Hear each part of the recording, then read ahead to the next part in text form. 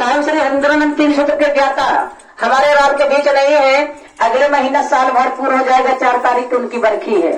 शरीर से नहीं है सर, खाली आत्मा से साहब हर पल हमारे साथ हैं। दीदी माँ और साहब, हमारी बरखा दीदी साहब की एक कहानी सुनाती थी। आदेशिक कर्म क्या है? आदेशिक कर्म बहुत सुंदर शब्दों में बरखा दीदी ने इस कहानी को हम सबके बीच में डाला।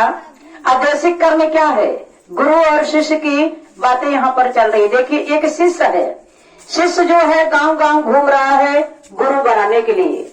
उसने देखा कि एक शिवालय है और शिवालय में एक गुरु है, और गुरु को देख करके उसने सोचा कि मैं भी इनको अपना गुरु बना लेता हूँ, क्योंकि इनके अगल बगल में बहुत सारे शिष्य बैठे हैं, जरूर ज्ञान दे सकते हैं।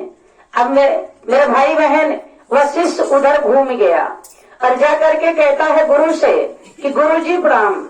गुरु उसके ऊपर आंख डाल करके, अपने निगाहों को डाल करके फिर नीचे कर लेते हैं। फिर वो कहता है गुरु जी प्रणाम, मुझे आपको अपना गुरु बनाना है, मैं आपका शिष्य बनना चाहता हूँ। गुरु जी ने कहा ठीक है, जाओ। फिर शिष्य ने कहा ये बताइए हमको कि मैं करूं क्या? गुरु ने सोचा कि ये बार बार पूछता रह जाएगा, मेरा भी समय जाएगा, इसका भी समय जाएगा। गुरु ने कहा कि जाओ धान कूटो। गुरु ने कहा कि जाओ धान कूटो। वह शिष्य गुरु का आदेश मान करके धान कूटने चला गया। पूरा जीवन उसने लगा दिया धान कूटते कूटते।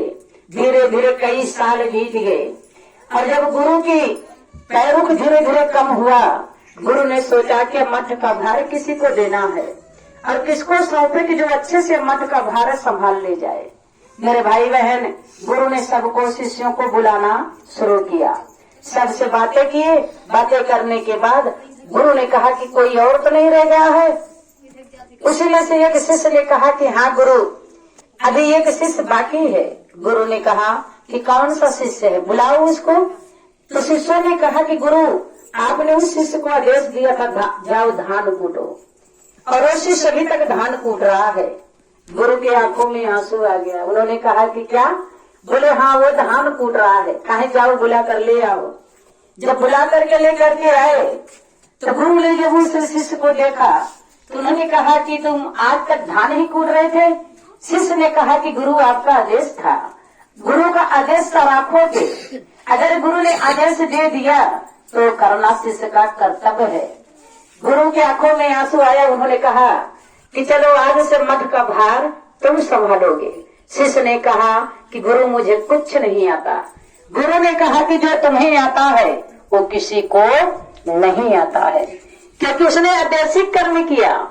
महादेव ने साहब को आदेश दिया और साहब ने कहा कि इस बात को जन जन तक बताओ।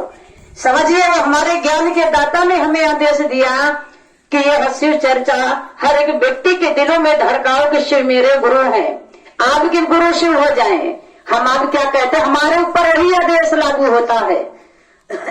अगर हम आप देखें अपने आप को शिव का शिष्य बनना चाहें तो हमारे ऊपर भी वही आदेश है जो उस शिष्य के ऊपर था। वो पूरा जीवन अपना धान कूटने में बिता दिया। हम आप क्या कर रहे हैं? हम तो खेती बाड़ी, भैंस बकरी सब देख रहे हैं, लेकिन आदेशिक कर्म कोई कर नहीं रहा। जरूरी नहीं है कि चर्चा करने वाले के ऊपर ही आदेश हो। आप लोगों ने भी शिव का अपना गुरु बनाया है। यहाँ गुरु कोई नहीं है, यहाँ हर एक व्यक्ति शिष्य है, हर एक व्यक्ति शिव का चेला है। हमारा और आपका रिश्ता गुरु भाई और बहन से है। तो हमारा और आपका काम यही है कि लोगों को शिव को दिलों में धड़काए, लोगों को शिव शिष्य बनाए। अपनों को शिव का शिष्य बनना है और दूसरों को बनाना है। हमारा कर्तव्य ही है, और साहब के वाणी को आगे बढ़ाना है।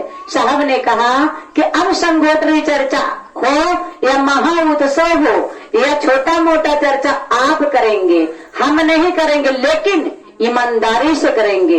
हाँ, जैसे खाना जरूरी है वैसे गुरु का गुणगान करना भी उतना ही जरूरी है।